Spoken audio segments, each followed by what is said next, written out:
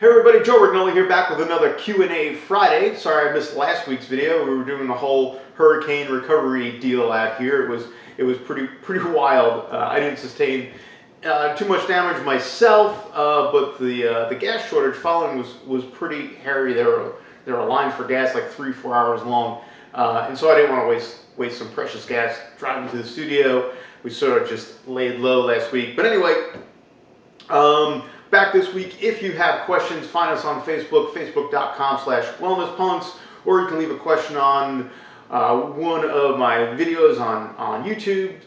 Find that at youtube.com/wellnesspunks, or you can hit me with a tweet, twitter.com/joerignola, and I will keep going with these question and answer videos. But I'm also probably going to do I may start doing a podcast, so definitely keep sending questions. We're starting to accumulate some questions here, and I want to get to more of them without making such long videos. All right, so I'm going to jump right in with question number 1 from Facebook, which is from Vanessa. Okay, Vanessa asks, I wanted to know about oatmeal. I have read and heard conflicting things about oatmeal. Is it gluten-free? Is it not? Whenever I search Google or ask around, I seem to get a different answer. Okay, so here's my take on oats. There are a couple of reasons why I think they should be avoided, at least for a period of time.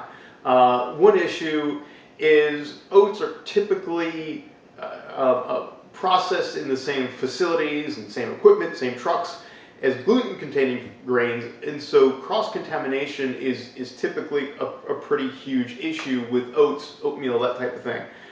So it's really common, unless the oats are specifically labeled gluten-free, you can assume that those oats actually have gluten in them. Now, oats don't grow with gluten in them. They don't technically have gluten, but that cross-contamination can be pretty hairy. So that's one reason to definitely avoid it, particularly if you know that you're sensitive to gluten or have celiac disease. So that's one reason. So another reason you might want to avoid oats is, although it doesn't technically contain gluten, it does contain another protein that might be problematic with people who have some disrupted gut function, and certainly for people with celiac disease. So as you may know, gluten has sort of a subprotein or another class of protein called a prolamine. The prolamine in gluten is called gliadin. The prolamine in oats is called adenine. And adenine has been shown to be toxic for people with celiac disease. And so I would caution against, if you know you have at least gluten sensitivity, certainly if you have celiac disease, I would strongly urge you to avoid oats.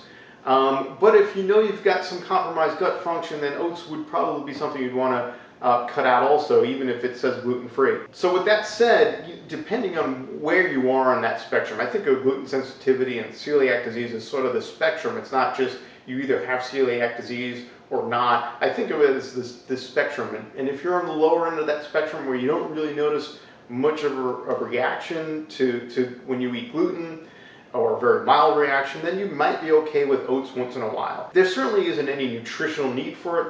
There certainly isn't any nutrients in oats that you can't get from fruits, vegetables, meats, eggs, things like that. But if you want to enjoy, some hot oatmeal on a cold morning, and you're on the lower end of that spectrum, and you don't seem to react to it, then it's probably something that's going to be okay for you for once in a while. I certainly wouldn't make it a staple of your diet.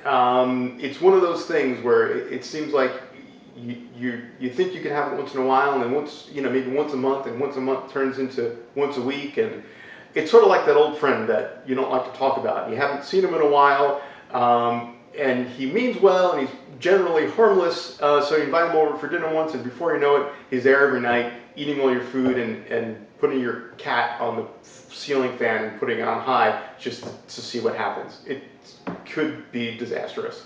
So that's a horrible analogy. That's what I can come up with off the top of my head. But yeah, I would just, it's not an ideal food. There's certainly no nutritional need for it. But if you eliminate it for a period of time, allow your body to heal, and you add it back in and you don't seem to react to it, then you're probably okay with it once in a while.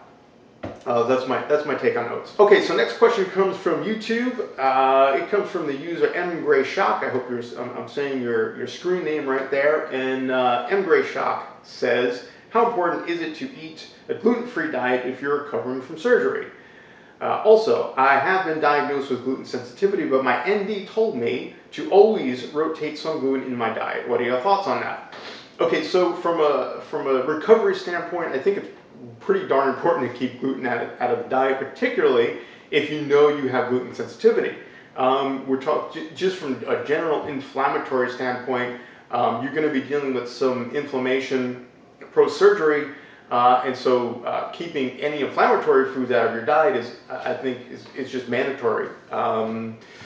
Also, you want to concentrate on foods that are going to nourish you, really completely, fully nourish you, to help speed your recovery as great as possible. So having wheat in your diet certainly isn't going to do that.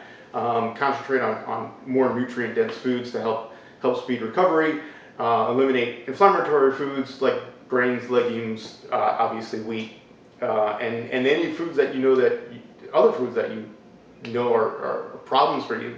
You certainly want to eliminate those to help speed up your recovery. And I wish you well.